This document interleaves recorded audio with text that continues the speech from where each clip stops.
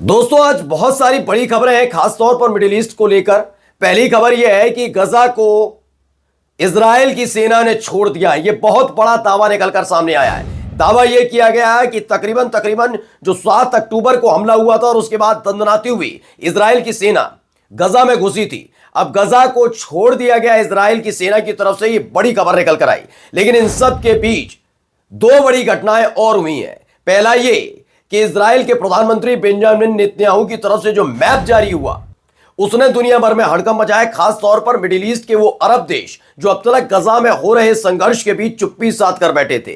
इस पूरे मैप में एक दो नहीं कई अरब देशों को ग्रेटर इजराइल का हिस्सा बता दिया, जिसने अरब देशों का गुस्सा भी अब 7वें आसमान पर पहुंचाना शुरू कर दिया। यानी अपने पर आई तो नाराज हो रहे हैं। अब यही नहीं, खबर यह भी है कि ईरान सीक्रेटली ही सही लेकिन एक बहुत बड़ी तैयारी कर रहा है। वो हमले की तैयारी है कुछ, आप मेरी इस वीडियो में देख सकते हैं। नमस्कार, मैं हूं प्राज्वल गौतम और आप देख रहे हैं द लाइव टीवी।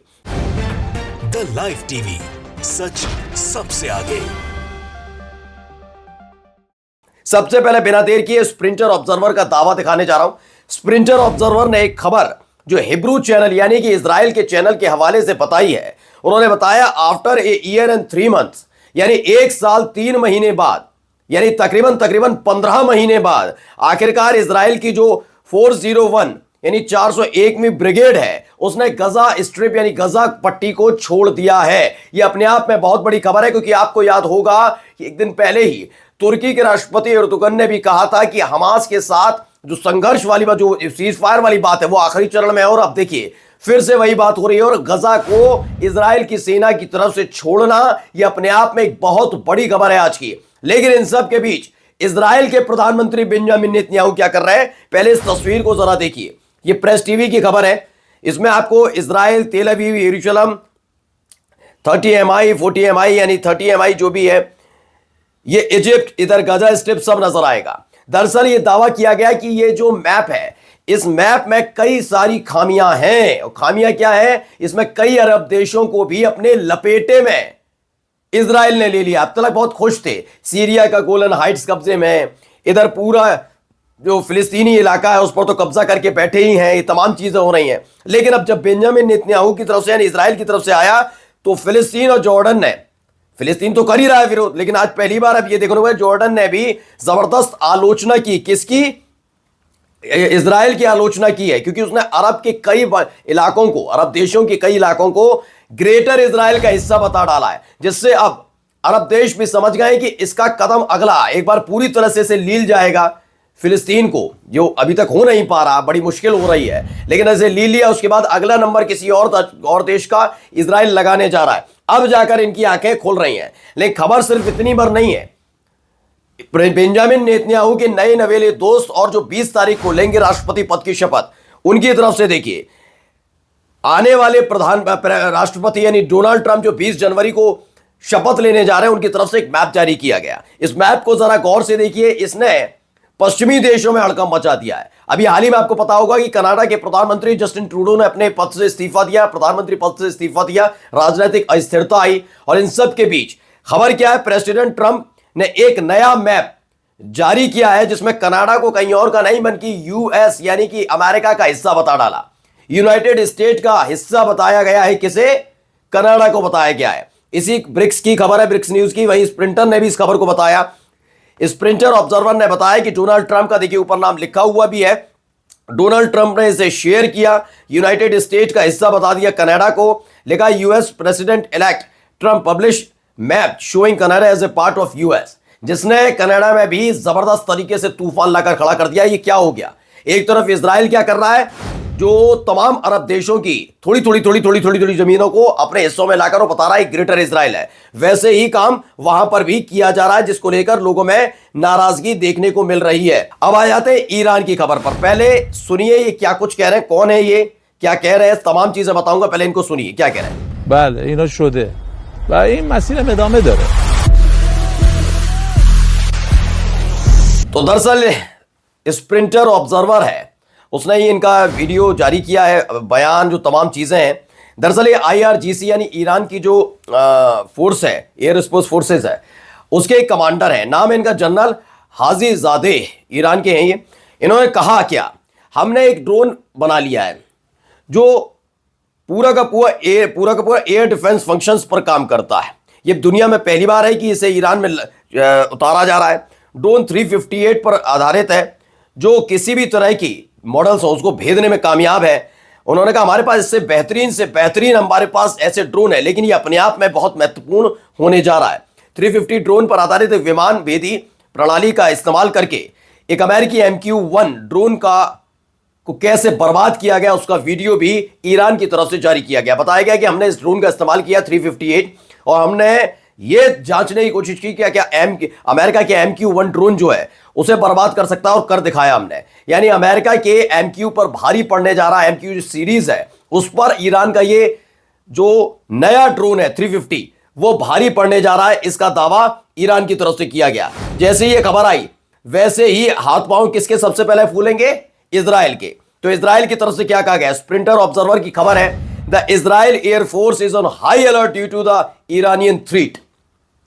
यानी कि जो इजराइल की वायुसेना है उसे अलर्ट मोड पर रखा गया है कि तैयार रहना, रडार तैयार रखना, एयर डिफेंस सिस्टम तैयार रखना, ईरान कभी भी बड़ा हमला कर सकता है। इस बात का डर अब इजराइल को सताने लगा है, क्योंकि जैसे ये ड्रोन बनकर तैयार हुआ, याद आया हमारे पास भी वही ड्रोन है जो अमेरिका ने भेजे, और अमेरिका के उन ड्रोन से बेहतर ड्रोन अगर ईरान ने बना लिया है तो यकीन मानकर चलिए इजराइल के कई शहर तबाह हो सकते हैं, बर्बाद हो सकते हैं अगर ईरान ने हमला किया तो।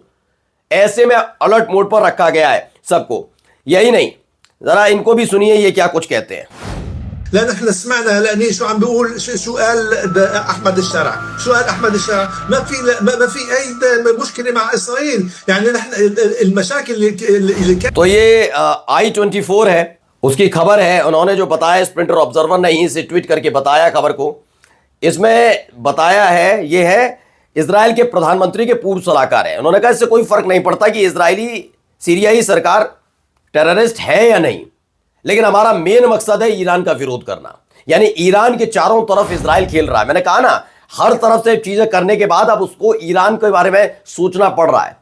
ईरान उसके लिए सबसे बड़ी चुनौती है, इजराइल के लिए ग्रेटर इजराइल जैसे सपने को पूरा करने के लिए ईरान सबसे बड़ी चुनौती बनेगा, और इसी की शुरुआत करने के लिए सबसे पहले ईरान से निपटना जरूरी है। इसलिए बार बार रात में भी सपने में ईरान ईरान ईरान और सिर्फ ईरान आ रहा है। अब भाई अगली खबर मैं आपको दिखाने जा रहा हूं। जो अगली खबर है वो भी मिडिल ईस्ट से जुड़ी हुई है, जिसमें तुर्की ने एक बड़ा साफ लफ्जों में दे दिया भैया चुनौती और चेतावनी दे दी है। तुर्की की तरफ से साफ आधिकारिक तौर पर चुनौती दी गई है, किसकी मिलिट्री ऑपरेशन किया जाएगा, यानी सैन्य आक्रमण, सैन्य हमला किया जाएगा। किस पर, कुर्स पर किया जाएगा, सीरिया के अंदर। उन्होंने अगर अंकारा की कंडीशंस जो शर्तें उनकी तरफ से रखी गई हैं तुर्की की तरफ से वो नहीं मानी तो एक बड़ा हमला सीरिया पर तुर्की करने के लिए तैयार बैठा हुआ है। यह दावा तुर्की की तरफ से आधिकारिक तौर पर किया गया है, और इन सब के बीच एक वीडियो भी निकलकर सामने आई। इस वीडियो को पहले आप देखिए। ये जानते हैं सामान क्या है? ये सारे के सारे वो सामान है जो सीरिया में जो आम जनता है वहां तक पहुंचने थे। ये ह्यूमैनिटेरियन एड है, जैसे गजा में पहुंचती है, तमाम अलग अलग जगह जहां पर पीड़ित रह रहे हैं वहां पर पहुंची। दावा किया गया स्प्रिंटर ऑब्जर्वर की तरफ से कि देखिए सीरिया में जो वहां के लड़ाका संगठन है उन्होंने न केवल ये ह्यूमैनिटेरियन एड को चुराया बल्कि इसे मार्केट में बेचकर पैसा मुनाफा कमाने में लगे। उधर भूखे मर रहे हैं कुछ लोग तो कोई फर्क नहीं पड़ रहा, लेकिन यहां पर यह दावा किया जा रहा है इनकी तरफ से। अब इन सब की तरफ से बेरूत से भी एक बड़ा संदेश दिया गया। पहले पढ़िए, प्रेस टीवी की खबर है, बेरूत मैसेज क्लियर। क्या है? बेरूत ने साफ लफ्जों में संदेश दे दिया है। क्या? इजराइल को साउथ लेबनान छोड़ना होगा। वहां के प्रधानमंत्री ने कह दिया है कि बहुत दिन हो गए, अब आपको दक्षिणी लेबनान यानी साउथ लेबनान छोड़ना होगा। इजराइल को साफ लफ्जों में बता दिया गया है। और आइए जाते जाते अब आपको एक वीडियो बांग्लादेश की भी दिखाई देते हैं। पहले देखिए वीडियो। एक कार्यक्रम चल रहा है, अचानक से ये पहुंचते हैं, हाथ में इनके लाठी डंडे देखिए कैसे लहराए जा रहे हैं, हाथ में तलवार तक लेकर पहुंचे हैं कुछ लोग, तो ऐसा दावा किया जा रहा है। देखिए तमाम चीजें आप देख रहे होंगे। अब इसे भी स्प्रिंटर ऑब्जर्वर ने ट्वीट किया और क्या लिखा जरा मैं पहले बढ़कर बता देता हूं। उन्होंने बताया कि the situation in Bangladesh after the coup is increasingly reminiscent of Afghanistan under the Taliban. यह बताया कि तख्ता पलट के बाद बांग्लादेश के हालात तालिबान के तहत अफगानिस्तान की याद दिला रहे हैं, यानी जो कुछ पहले अफगानिस्तान में हुआ वैसा ही कुछ तालिबान में बांग्लादेश में होता हुआ नजर आ रहा है। बताया गया बांग्लादेश में जो कट्टरपंथी हैं उन्होंने बांग्लादेश के नीलफामारी इलाके में एक बहुत बढ़िया कार्यक्रम चल रहा था, संगीत का कार्यक्रम चल रहा था। वहां पहले तो वहां पे ऊधम काटा, नारे लगाए और वहां जो व्यूअर्स देखने आए हुए थे, जो दर्शक ऑडियंस देखने आई थी, उन्हें डराया धमकाया। यही नहीं, उन्होंने कहा इस्लाम में संगीत हराम है इसलिए कॉन्सर्ट बंद किया जाना चाहिए। अब ये बांग्लादेश में हो रहा है। यानी अलग अलग जगह किस तरीके से उथल पुथल मची हुई है। एक एक तस्वीर, एक एक खबर मैंने आपको दिखाई। अगले 2 घंटे में फिर आपके सामने हाजिर होऊंगा और कई महत्वपूर्ण खबरें लेकर आपके सामने हाजिर होऊंगा। लेकिन लाइक, कमेंट और शेयर करना मत भूलिएगा। नमस्कार। द लाइव टीवी, सच सबसे आगे।